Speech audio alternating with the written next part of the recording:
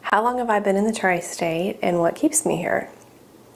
I have lived here all my life. I was born at Welburn, which doesn't exist anymore. Never left Evansville, always lived here. My family lives here. I have thought about leaving a few times, but my family keeps me here. I like Evansville mostly because we are in the middle of everything. I like to travel. I like live music. I can go to Nashville in 2.5 hours. I can go to Louisville in an hour and a half, Lexington, Cincinnati, Indianapolis, wherever I want to go. And it's just kind of in the middle. I like the people here for the most part. Everybody's friendly, Midwestern type of people. A few of my favorite things about the area would be the landscapes that we have around here. Being in the Midwest, we have waterfalls, parks. We don't have mountains, but we have lots of other cool stuff to photograph. I'm a very big fan of hiking. I love to go to Bluegrass, which is 10 minutes from my house. I love to go to Garden of the Gods in southern Illinois, which is an hour and a half from my house. And I try to go to Garden of the Gods probably 2 to 3 times a year. It's a beautiful place. It's perfect to photograph. It's relaxing. It centers me. I feel one with nature.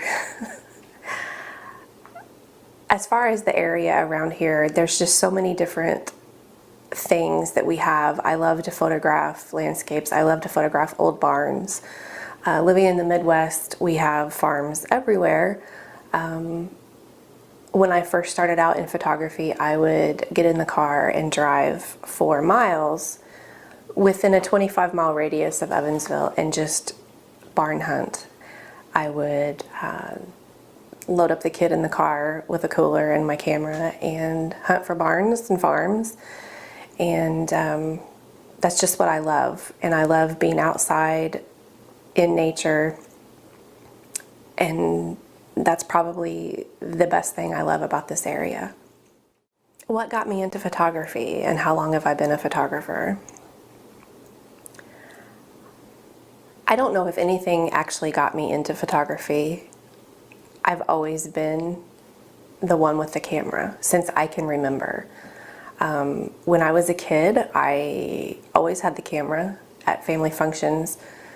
As I grew up, it was parties and band competitions and that sort of thing, and I always was the camera person. I started out with a Kodak Instamatic, you know, the ice cream sandwich looking camera with the ice cube on top. Yeah, I started out with the Kodak Instamatic. I moved up to a 35 millimeter. I think it may have been, I don't remember if it was a gift or if I bought it myself. But yeah, I've always been into photography. I remember as a senior in high school, I actually did senior pictures for my best friend at the time of her and her boyfriend. And they were probably terrible, but I did. As I got older and got through school, got married, had a kid, photography kind of went to the wayside. I did for a brief moment think about studying photography in college. I had people in my family tell me not to because there's no money in photography, which can be true. So I didn't study photography in college. I studied something else, and it was always in the back of my mind that that's what I wanted to do. I finally invested in my first real camera when my son was about 8 years old, and the rest is history. I've been a photographer for about 5 years. I started with my first DSLR when my son was in grade school. I studied continuously for about a year and a half. I shot everything I saw. I studied every book in the library. I practiced every spare minute I had. I used to carry around a notebook with my camera.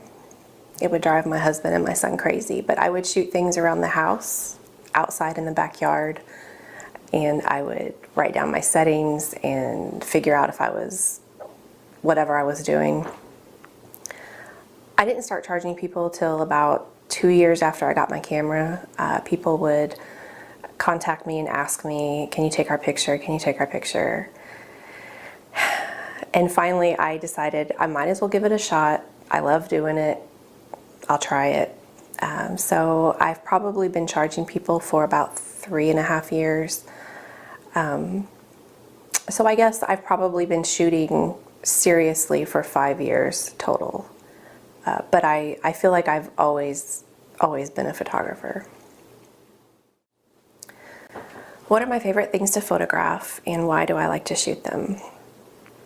When I started out, it was anything old, abandoned, rusty. I considered myself a budding urbex photographer. I would go all over the place with my camera and shoot anything I could find that was abandoned or falling down or forgotten. That sort of thing has always drawn me in. I've always been fascinated with old abandoned structures or rusty cars. So that's what I started out with. And then someone actually told me, you really take good pictures, Amy, but barns and cars don't pay money. And so I thought, well, I'll give it a shot. And the more people that called me and contacted me asking me to take their picture, I discovered that I love taking portraits. It was very nerve-wracking at first. I consider myself a people person, but to be one-on-one with somebody in that of an intimate situation is a little weird, especially if you don't know them. So it was a little difficult for me at first. Once I got a few sessions under my belt, I knew this is what I wanted to do. I started out working on a project with a friend of mine doing boudoir photography. And we had a ball and we did great. We had so much fun. We shot so many women and it was amazing. And after every session we did, I felt like I was closer to figuring out what I wanted to do as a photographer. I loved it so much. I loved the reaction of the women after we photographed them, or even during the session when you give them a little sneak from behind the camera. There's just something very cool about being one-on-one with somebody when they're nervous and they're unsure of themselves, and you can make them feel comfortable and tell them that they're beautiful and they're doing a great job, and then they see their pictures and they're just amazed. So the boudoir project started my portrait photography. I started studying Sue Bryce, who is my hero.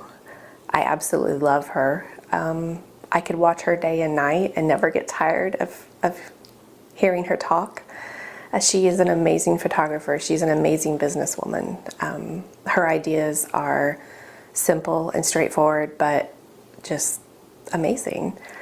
So once I started studying Sue, I was really drawn to the one-on-one portraits. And all of my clients that I've had so far have always, every one of them have come back to me and said, Amy, thank you so much for making me feel so good about myself. And I was so nervous and you made me feel comfortable. And that is so important to me because I'm very nervous in front of the camera myself and I don't like having my picture taken. So I understand their insecurities. So yeah, portraits, especially individuals, that's where I want to be. I shoot families and seniors as well, and I love it, but just portraits, one person. I just feel portraits are very important. People don't, they take cell phone shots, they take selfies. Having a professional portrait is very important. It's something that your kids will pass on after you're gone to their grandkids, to your grandkids, their children. I just think everyone should have a decent portrait of themselves, and I love doing it, and I hope that within the next year or two that's all I will be doing. How do I feel about printing my work? When I first started out, I did not think that was very important. As most photographers start out, we are shoot and burn photographers. We're just happy to have clients that want their picture taken, and we want to just get the session over with, get it on a CD, give it to them, and they can do what they want with them. The longer I've done this, the more that I've studied the people that I admire in photography, I have realized that printing is probably the most important thing in photography, period. In the age that we live in now, everything is digital. Everything's on your cell phone. Everything's on your computer. What happens when that cell phone drops in the sink? What happens when your computer crashes? You've lost everything. If you print your work, and if you convince or even force your clients to print their work in order to buy it, that is a guarantee that they have that picture with them forever. To me, it's just so important because life is short. You never know what's going to be around the corner. If something would happen to you tomorrow, you would want your kids to have that picture of you and not worry about it being on a computer that crashes.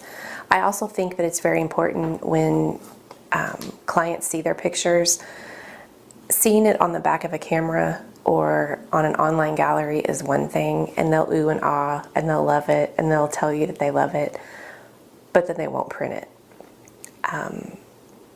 That's why I want to steer more towards IPS, in-person sales, because if you print those pictures out for them and they see it and they can touch it and they can feel it and they can hold it and look at it, they're going to buy it and they're going to keep it forever. So yeah, I think printing is probably the most important thing that we can do as photographers. What are my goals as a photographer, and where do I see myself in 5 years? My goal would be to keep learning. I feel like I need to build more confidence in my skill, my ability to pose people, my business sense. I struggle greatly with the business aspect of photography. There's so much more behind the scenes that goes on that people don't realize, between dealing with the clients, booking, deposits, contracts, ordering, on top of the editing and the shooting and the delivery. There's a lot to do. A lot of people tell me that they love my work and that they think I'm great, and that's awesome.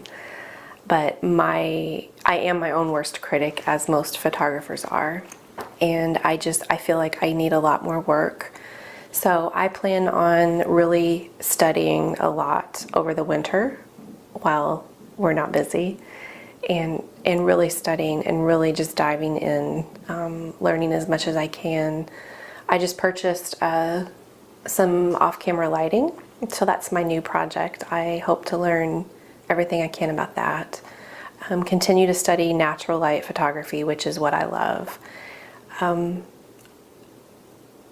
In 5 years, all I could hope for is that I have a bigger space. I have a studio in my home right now, which is great, but it's very small and it's very limited in natural light. So in 5 years, if everything goes according to my plan, I hope to have a bigger space, more natural light, some more equipment, and hopefully have the confidence to just go for it and who knows? Maybe I can quit my day job in 5 years. That's my goal. I don't know if I'll make it or not, but that's what I'm shooting for. What gear do I typically use? I am a Nikon girl. Always have been, always will be. I am a Nikon fan. I don't know what it is. Most of my friends and fellow photographers shoot to Canon or something else. I love Nikon. From the first moment I held one in my hands, it fit. It was perfect. I love it. I started out with a D3000. When I got that camera, I was so in love with it. I took it out immediately. I didn't come home for hours. I shot everything I saw. I was so amazed by what it could do compared to the other cameras I'd had. After I'd studied for a couple years or so, I realized that the D3000, I had outgrown it. I upgraded to the D5200, which at the time, again, I thought was the most amazing camera I'd ever held or seen. And actually the D5200, I had that for a couple years at least, and that camera did make me quite a bit of money. I did all of my first boudoir photography and portraits with that camera. I loved that camera. I learned a lot with that camera. But once again, as it happens, I felt like I outgrew that camera. I shot my first wedding on that camera, and after I shot that wedding, I realized that I needed something more. The low light capabilities on the 5200 were just not enough. So I took the plunge. I thank God for PayPal credit. I bought the I bought the D750 about, I don't know, year and a half ago, 2 years ago. And seriously, this one is the one. This is the most amazing camera. I love it. I will never change. I would sleep with that camera next to me on my pillow if I could. I love it so much. The difference between the crop sensor and the full sensor to me was extraordinary. I feel like I can do so much more with that camera. The weddings, so much easier. I love to shoot live bands. I can crank that baby up to 10,000 ISO and have pictures that look amazing. And you can't do that with a crop sensor. So I have the D750 right now. As far as lenses, I have one Nikon lens, and it was my first lens I ever bought brand new. And it is the 50mm 1.8. That's a great lens. I still use it for portraits almost exclusively, especially here in the studio where there's not much room. I did finally buy a 24-70 2.8. Couldn't afford the Nikon, so I bought a Tamron. I love it. I would put it up against a Nikon any day. It's an amazing lens. I just recently bought the 70-200 2.8. I again bought a Tamron, and I buy all my equipment used. I am on a very limited budget, and I still work a full-time day job. I've never had any issues with my used equipment. I think it's the only way to go, especially when you're just starting out. So I bought the 70-200 2.8. I fell in love with it from the first moment I had it. It's an amazing lens. I used it at a wedding, was blown away by the difference from just using the 24-70 and the 50. So right now those are my three lenses. Honestly, I think that's all I need at this point. I love that camera. I think it'll be a long time before I upgrade. And I think I'll always shoot with Nikon. I love Nikon. Any tips for those just starting out in photography? I would have to say the biggest tip is don't get discouraged. It's a very difficult thing to learn, especially on your own. I learned completely on my own, no school. I had some great teachers and mentors that helped me along the way. But basically it was me in a book or YouTube video and my camera for months and years. So don't get discouraged. If you love photography and you have a good eye for it, you're going to be okay. You just have to stick with it. You have to keep practicing. You have to go out and shoot something every day, whether it's something in your house, your backyard, your neighbor's yard. You have to shoot every day to get the practice that you need. The other piece of advice I would give is don't compare your work to other photographers that you follow. You're just starting out. You're just learning. It's a long process. And I've only been shooting 5 years, and I have so much to learn.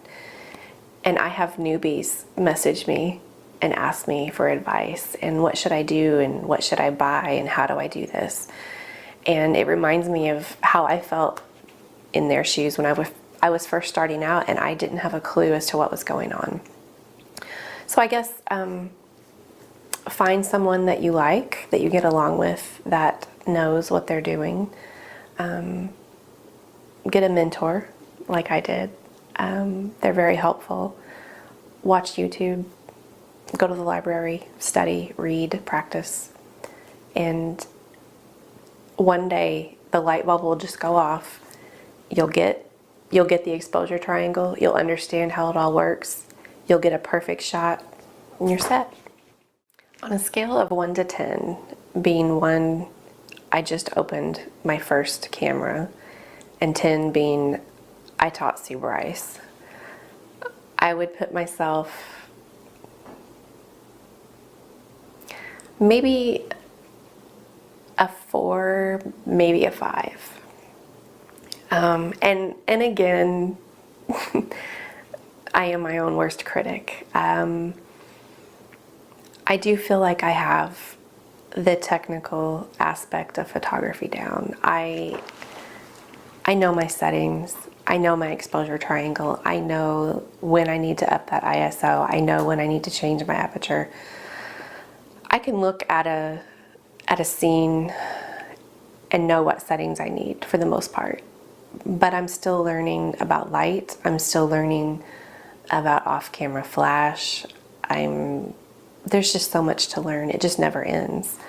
So at this point in my photography journey, I would say I'm probably around a 5. Average. Sometimes I feel like my work is really good, and then sometimes I just get very discouraged.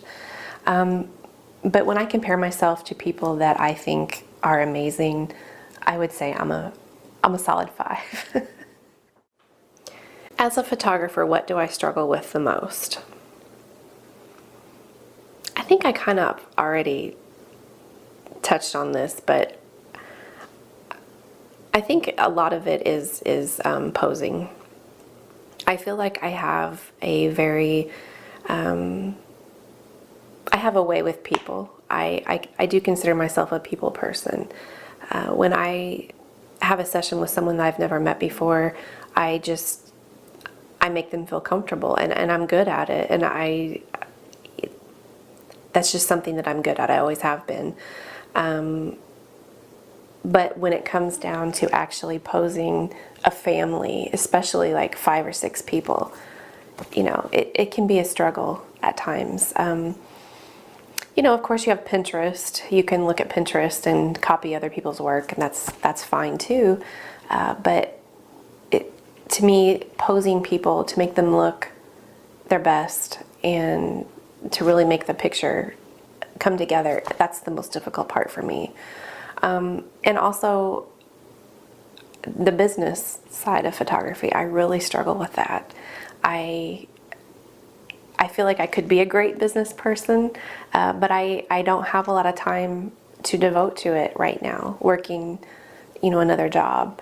It kind of falls by the wayside. So I think what I struggle with the most is probably the posing of people. I do feel more comfortable posing just one individual person. It's more intimate, it's more relaxed. You only have one person to worry about. But yeah, posing groups is difficult for me, and doing business as a photographer. It's something that I'm going to have to learn a lot more about and study more to feel confident enough to call myself a business person.